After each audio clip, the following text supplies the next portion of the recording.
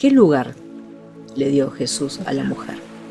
Por regla general se ha hecho referencia a dos textos sin contexto de las cartas de Pablo. En un caso, en 1 Corintios, donde se habla que la mujer calle en la congregación, nadie se ha molestado a ver que en griego lo que significa es que las mujeres no deben de estar charloteando en la congregación, y por supuesto nadie al parecer se molesta en ver que Pablo dice al mismo tiempo, con unos versículos de distancia, que las mujeres oran y además profetizan en la congregación. Es decir, o lo hacían con señas, como el lenguaje de los mudos, o lo hacían por escrito, o evidentemente la interpretación que se da de que callen no tiene que ver con eso. Y el segundo texto es un texto en las pastorales donde se suele enseñar que no se le permite a la mujer enseñar al varón, pero si uno lee el texto completo, la prohibición no es enseñar al varón, es enseñar con un enseñoramiento que es intolerable. Y eso es algo muy distinto.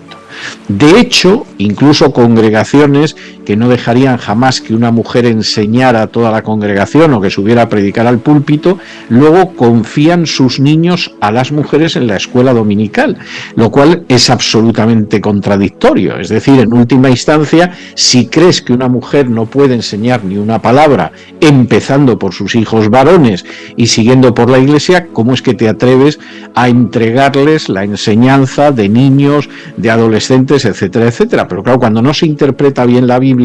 se incurre en este tipo de contradicciones. Esta visión, que es muy clara en el Nuevo Testamento, quiebra con la gran entrada de paganismo en el cristianismo desde finales del siglo I y sobre todo a partir del siglo IV, y va a ir empeorando a lo largo de la Edad Media con los padres de la Iglesia y con los teólogos católicos. En mi libro de La mujer y la reforma, pues yo encuentro a ese Santo Tomás de Aquino, del que también hablan los católicos, fundamentalmente porque no lo han leído en su vida, es decir, encontrarte a un católico que haya leído realmente a Santo Tomás de Aquino es como encontrarte un trébol de 4 hojas, existe alguno, pero es casi imposible encontrarlo, y entonces Tomás de Aquino te dice que un bebé nace niña porque resulta que fue engendrado cuando hacía mucho frío, cuando había una serie de vientos. Entonces tú estás teniendo relaciones sexuales con tu esposa y la dejas embarazada, y como haya hecho frío, haya habido ciertos vientos, tienes la mala suerte de que nace una niña en vez de un niño. Y digo la mala suerte porque el propio Tomás de Aquino dice que la mujer es como un hombrecillo mutilado. Es verdad que si miras desnudos a un hombre y una mujer de frente, pues sí, parece que a la mujer le falta un trocito que tiene el hombre, ¿no? Pero de ahí deducir que la mujer es un hombrecillo mutilado, pues entra en mentes absolutamente oscurecidas como la de Santo Tomás de Aquino. Esa situación acaba con la Reforma, porque la Reforma inmediatamente implica un regreso a la Biblia.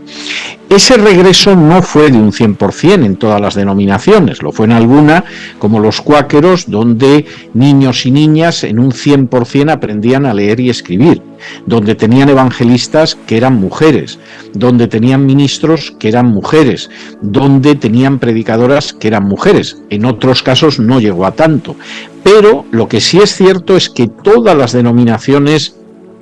que surgen de la Reforma implican un enorme avance de la mujer en términos bíblicos. La mujer va a cantar en la congregación, cosa que a alguno le sorprenderá, pero teniendo en cuenta que hay denominaciones donde la mujer no puede orar, pues eso de que se la permita cantar no deja de ser notable. La mujer se va a convertir en autora de libros de teología. La mujer en un momento determinado va a pastorear iglesias fundamentalmente porque, como en el caso de los hugonotes en Francia, no quedan varones mayores a causa de la terrible y despiadada persecución católica. Es decir, hay una serie de situaciones que son absolutamente normales.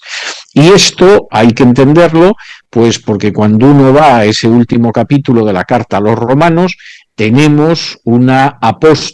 mujer que era célebre entre los apóstoles, algunos dirían porque formaba parte de un grupo de apóstoles en un sentido más amplio de los 12, otros dirían no, simplemente los apóstoles la consideraban alguien excelente, pero lo cierto es que eso era lo que pasaba con Junia,